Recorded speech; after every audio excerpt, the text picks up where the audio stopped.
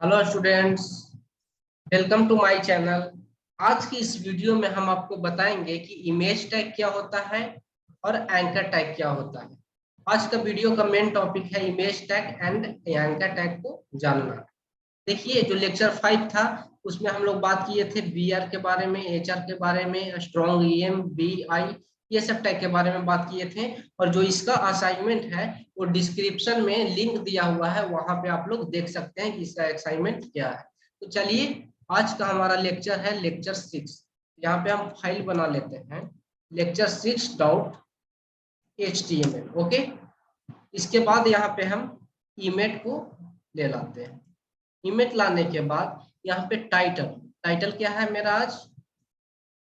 Anchor tag and image tag, यही हमारा आज का टाइटल है। तो चलिए फाइल को रन कर लेते हैं। चलिए, यहाँ पे हम लोग आ गए, इसका टाइटल दिख रहा है anchor tag and image tag. तो सबसे पहले हम बात करते हैं एंकर टैग। तो देखिए, एंकर टैग कुछ नहीं, बस ए सिर्फ आप लिखिए। क्या लिखना है? ए लिखिए और उसके बाद इंटर क्लिक कर दीजिए। अगर इस तरह से करते हैं तो देखिए, जो ए आपका ए आ गया, ये क्या है? आपका एंकर टैग है। ये क्या है? ओपनिंग टैग एंड ये है क्लोजिंग टैग। ओके, इसके बाद देखिए इसमें एक एच-आर-ई-एफ है। तो एच-आर-ई-एफ क्या है? इसका एट्रीब्यूट है। मीन्स कोई भी चीज होता है उसका कुछ ना कुछ एट्रीब्यूट होता है, कुछ ना कुछ प्रॉपर्टी होता है।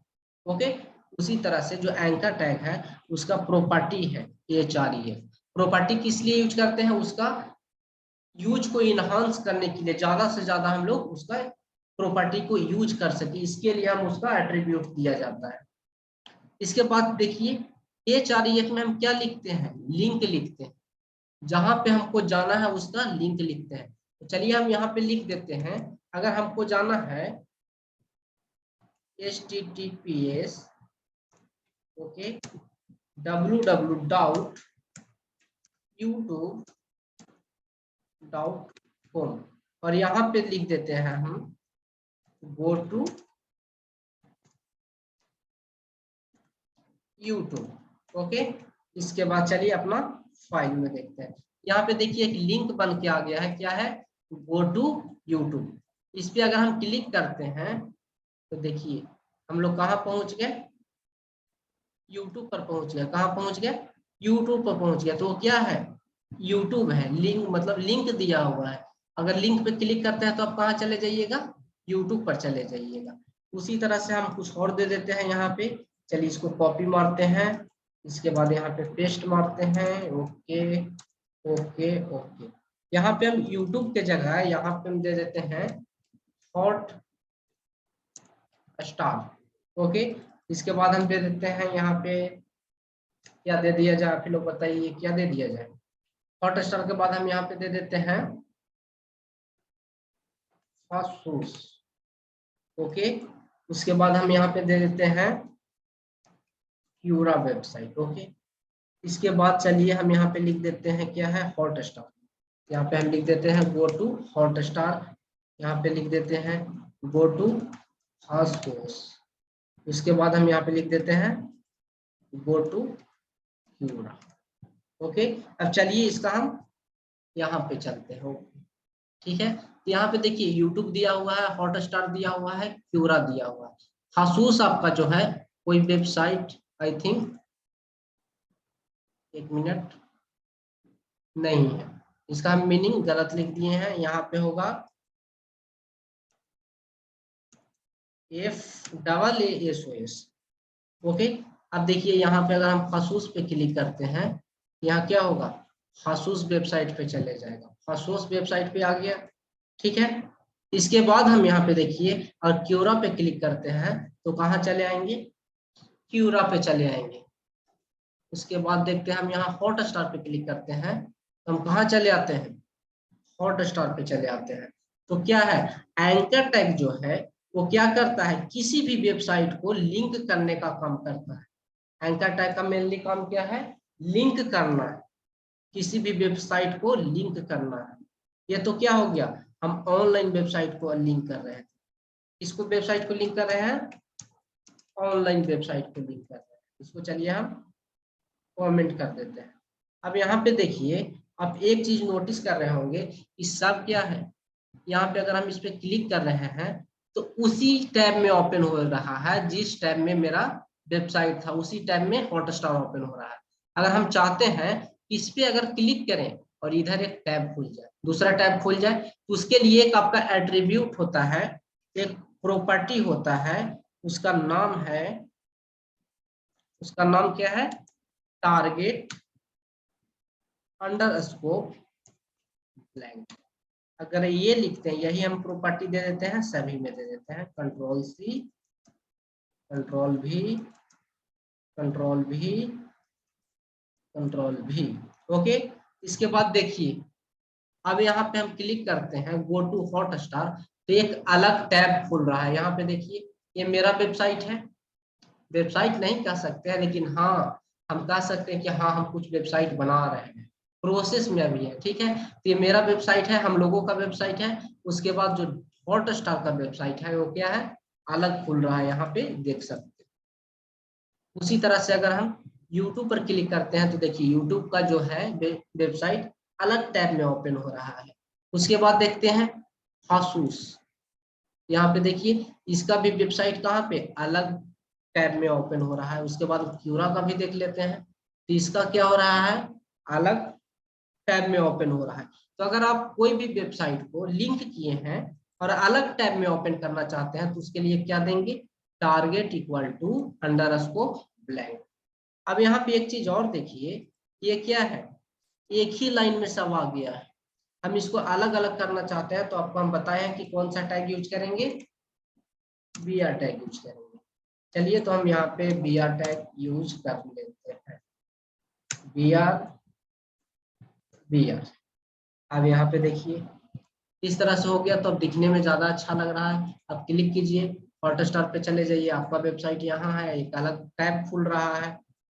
ओके, उम्मीद करते हैं कि यहाँ तक आप लोग समझ गए होंगे। तो ये क्या हो गया, कोई भी ऑनलाइन वेबसाइट को अगर ऐड करना हो तो हम ये करते हैं। अगर हमको कोई, मेरा फाइल यहाँ lecture4.html है, lecture5.html है, इसको अगर हम ऐड करना चाहते हैं तो कुछ नहीं करना है, सिर्फ एंकर टैग दीजिए और क्या कीजिए, डाउट स्लैश इतना लिखकर अब कौन सा पेज को ऐड करना चाहते हैं, lecture5.html। ओके, चलिए इसको रन करते हैं, रिफ्रेश मार दीजिए, एक मिनट। चलिए यहाँ पे हम कुछ लिख देते हैं, यहाँ पे लिख देते हैं lecture5, ओके इतना लिख देते हैं। इसके बाद रन करते हैं, तो देखिए यहाँ पे आ गया lecture5। अगर इस पे हम क्लिक करते हैं तो देखिए पिछला पेज पे हम लोग चले गए, लेकिन यहाँ पे दिक्कत क्या है कि इसी पेज में खुल जा रहा है। तो इसके लिए भी हम क्या करेंगे, इसके लिए भी हम लिखेंगे टारगेट अंडरस्कोर ब्लैंक, ठीक है। इसके बाद अब देखिए, अब इस पे हम क्लिक करते हैं तो दूसरा टैग में ओपन हो रहा है, दूसरा टैब में ओपन हो रहा है। तो ये क्या है, हमारा जो भी lecture5 में हम यहाँ स्टडी किए थे, पढ़े थे, वो क्या कर रहा है, यहाँ पे दिखा रहा है। देखिए यहाँ पे दिखा रहा है। तो ये क्या हो गया, कोई भी अगर हम फाइल को ऐड करना चाहते हैं तो यहाँ पे हम इस तरह से ऐड कर सकते हैं। यहाँ पे कोई वेबसाइट को अगर ऐड करना चाहते हैं तो इस तरह से हम ऐड कर सकते हैं। तो यही है आपका एंकर टैग। एंकर टैग के बारे में और कुछ हम जान सकते हैं, जैसे में आप देखिए, ठीक है, एंकर टैग के बारे में आप इतना ही रहने दीजिए, आगे हम इसके बारे में डिटेल से जानेंगे। अब हम जानते हैं इमेज टैग के बारे में। इमेज टैग के बारे में क्या करना है, सिर्फ आप लिखिए IMG और यहाँ पे आ जाएगा। जो इमेज टैग है सेल्फ क्लोजिंग टैग है, इसका ओपनिंग और क्लोजिंग टैग नहीं होता है, एक ही टैग यही होता है और सेल्फ क्लोजिंग टैग होता है। ओके, यहाँ पे जो इमेज है, यहाँ पे SRC है, यहाँ पे अल्ट है। SRC जो है आपका लिंक लेता है कि कहाँ पे आपको जाना है, कौन सा फोटो, कौन सा इमेज दिखाना है। उसके बाद यहाँ पे जो अल्ट है, अगर वो इमेज नहीं मिलता है इसको तो SRC नहीं चलेगा, तो अल्ट यहाँ पे चलता है। चलिए हम इसको करके दिखाते हैं। हम यहाँ पे लिख देते हैं रवि डाउट जेपीजी। यहाँ पे कोई rabi.jpg करके फाइल नहीं है। ओके, तो यहाँ पे हम लिख देते हैं इमेज नोट फाउंड। ओके, अब यहाँ पे चलिए रन करते हैं। यहाँ पे क्या लिख रहा है, image not found. Image not found क्यों लिख रहा है, क्योंकि rapid.jpg करके यहाँ पे कोई फाइल है ही नहीं। अब यहाँ पे देखिए, अगर हम कोई वेबसाइट पे जाते हैं कहीं से भी, हम unflash.com, ओके, यहाँ से हम कोई इमेज सर्च कर लेते हैं, यूनिवर्स का हम इमेज सर्च कर लेते हैं। यहाँ से क्या करते हैं, इसका हम लिंक कॉपी इमेज एड्रेस, इसके बाद जाकर हम यहाँ पे अगर पेस्ट करते हैं rabi.jpg, छोड़िए इसको रहने दीजिए, हम दूसरा लिखते हैं। इसके जगह पे अगर हम इस लिंक को पेस्ट करते हैं, सॉरी, यहाँ पे देखिए, फिर से हम लिंक को कॉपी करते हैं और यहाँ पे जाके हम क्या करेंगे, पेस्ट कर देंगे। पेस्ट कर दिए।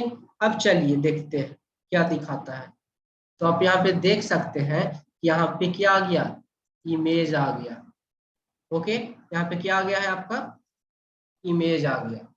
तो यहाँ पे अगर ये, इसको हम कमेंट कर देते हैं।